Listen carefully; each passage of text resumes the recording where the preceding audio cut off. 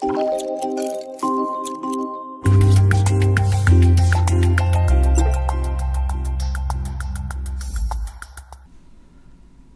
professeur Fischer, merci d'accueillir aujourd'hui la filière FI2R et tous les patients de notre filière maladies rares, auto-immunes et auto-inflammatoires.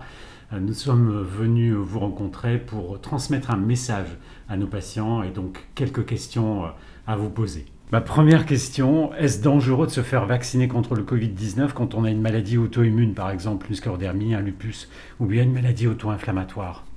Bonjour, et donc je suis ravi d'échanger avec vous, et si je peux contribuer à éclairer quelques aspects de la vaccination dans le contexte des maladies auto-immunes inflammatoires, c'est bien volontiers. Y a-t-il un danger à se faire vacciner lorsqu'on a une maladie auto-immune ou auto-inflammatoire, et spécifiquement contre le Covid ? Alors, il y a deux éléments de réponse. Un premier élément de réponse de rigueur scientifique absolue, qui est de dire qu'on a assez peu de données pour l'instant sur la vaccination des personnes atteintes de maladies auto-immunes ou inflammatoires, puisqu'il n'était pas inclus dans les essais cliniques. Virgule, deuxième élément de réponse plus important, c'est le fait que, compte tenu de considérations générales sur ces maladies, de considérations générales sur la vaccination, les personnes atteintes de ces maladies sont plutôt plus à risque de développer une infection sévère par le Covid, et donc, de façon pragmatique, il y a toutes les raisons de proposer la vaccination à ces personnes. Il n'y a pas de risque a priori de complications plus importantes de la vaccination que dans la population générale. Néanmoins, évidemment, cela devrait être surveillé attentivement. Et je suis convaincu que les médecins de votre filière le feront. Prendre de la cortisone ou des immunosuppresseurs, est-ce que ça va réduire l'efficacité de la vaccination ? Donc à nouveau, je vais répondre en deux temps. Une réponse, encore une fois, de grande rigueur scientifique, si je peux dire ça, c'est de dire qu'on ne sait pas très bien. Il est évidemment possible que ces médicaments, puisqu'ils diminuent les réponses immunitaires, puissent affecter un peu la réponse induite par le vaccin et donc la protection.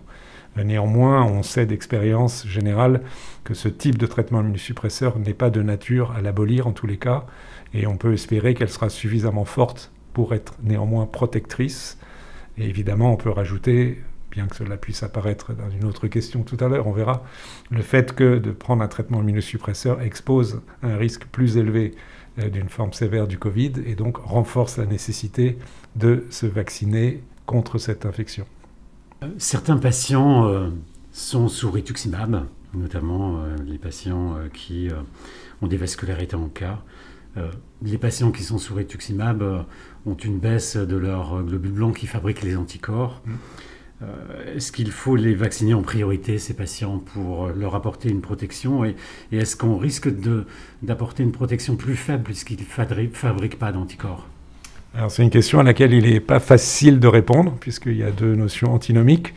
Il est établi, et les médecins de votre filière le savent mieux que moi, que les personnes qui ont reçu ce type de traitement sont à risque de Covid sévère, donc ils montrent que les cellules qui sont détruites par ces anticorps, donc en particulier ce qu'on appelle les lymphocytes B qui produisent eux-mêmes les anticorps, en l'occurrence les auto-anticorps, sont utiles pour se défendre, en gros, même si on pourrait éventuellement élaborer un peu plus.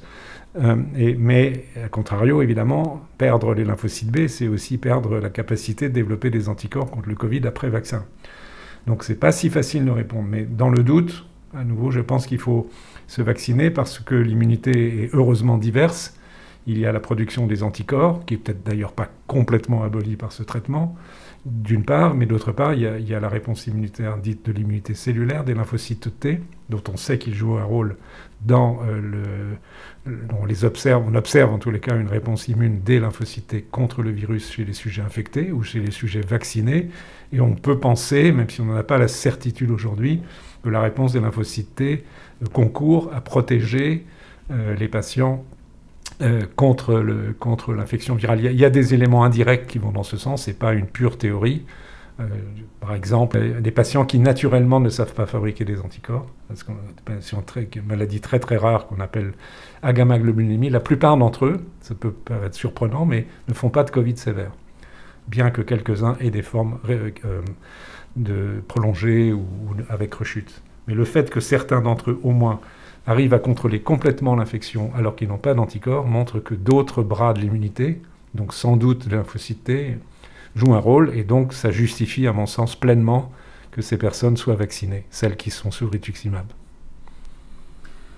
Nous avons aujourd'hui 2 vaccins en France, bientôt un 3e. Est-ce qu'il faudra en privilégier certains ou en éviter certains chez nos patients avec maladies auto-immunes ou auto-inflammatoires ? Difficile de répondre à cette question aujourd'hui parce qu'on n'a pas toutes les données, surtout sur les vaccins qui ne sont pas encore disponibles. S'ils ne sont pas encore disponibles, c'est qu'on n'a pas toutes les données en termes d'efficacité et de tolérance. Ce qu'on sait aujourd'hui, donc, c'est que les 2 vaccins ARN disponibles sont très efficaces pour protéger contre l'infection, en tous les cas à court terme. On n'a pas les résultats à long terme, bien sûr. Ils sont très bien tolérés, donc ça c'est très encourageant. Ça, ils ont l'air d'être vraiment de très bons vaccins, et j'aurais tendance aujourd'hui à favoriser l'utilisation de ces vaccins-là pour les personnes ayant une forme de déficience immunitaire, donc les patients sous traitement immunosuppresseur avec une maladie auto-immune.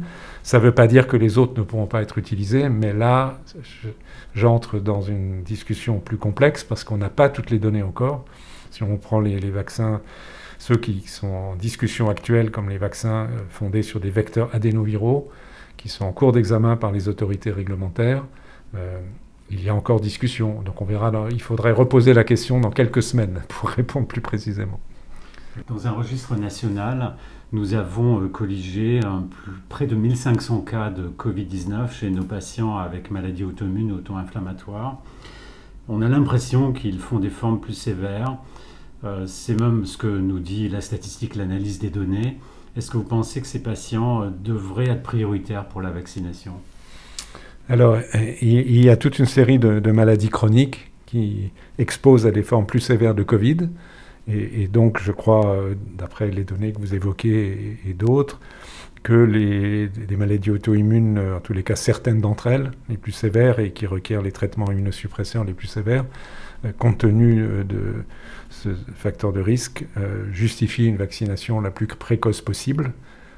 Donc je pense qu'il faut essayer d'aller dans ce sens. Maintenant, il faut l'organiser. Tout le monde ne peut pas être vacciné immédiatement. Il faut le temps, d'une organisation, que le vaccin soit disponible en quantité suffisante, sachant qu'à côté de maladies chroniques, dont les maladies auto-immunes, il y a d'autres situations qui justifient une vaccination précoce, comme simplement le fait d'être âgé ou très âgé. Donc il faut tenir compte de tous ces aspects, mais la réponse quand même est globalement oui, il faut aller de l'avant pour une vaccination, je l'espère au plus tôt, des personnes atteintes de maladies auto-immunes sévères avec traitement immunosuppresseur important. Et sur un plan pratique, comment devront se faire vacciner les patients ? Une fois que sera validé, donc j'espère très prochainement, la possibilité pour les personnes atteintes de maladies auto-immunes avec traitement immunosuppresseur d'être vaccinées, évidemment il faut passer à la réalisation. Donc sur un plan pratique, à mon sens, il y a 2 façons de faire. Peut-être la plus simple, la plus évidente pour les patients, c'est de se retourner vers leur médecin référent pour leur maladie auto-immune, et qui travaillent sur un site hospitalier, et d'organiser la vaccination à l'occasion d'une consultation, par exemple, auprès de ce médecin.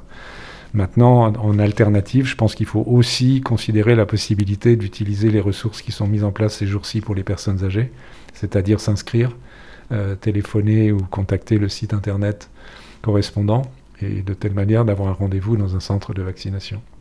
Pour la période actuelle, alors il faut aussi quand même savoir, parce que le temps va passer, dans les semaines qui viennent, j'espère que nous aurons accès à des vaccins qui sont d'administration plus simple, parce qu'ils se conservent à 4 degrés, et donc dans ce cas-là, il pourrait y avoir des vaccins disponibles chez le médecin généraliste, voire chez le pharmacien.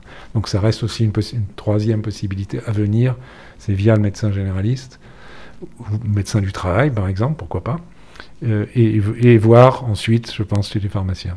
Eh bien, merci beaucoup. Je pense que ça va être le mot de la fin, et bonne chance dans votre mission ministérielle. Merci beaucoup.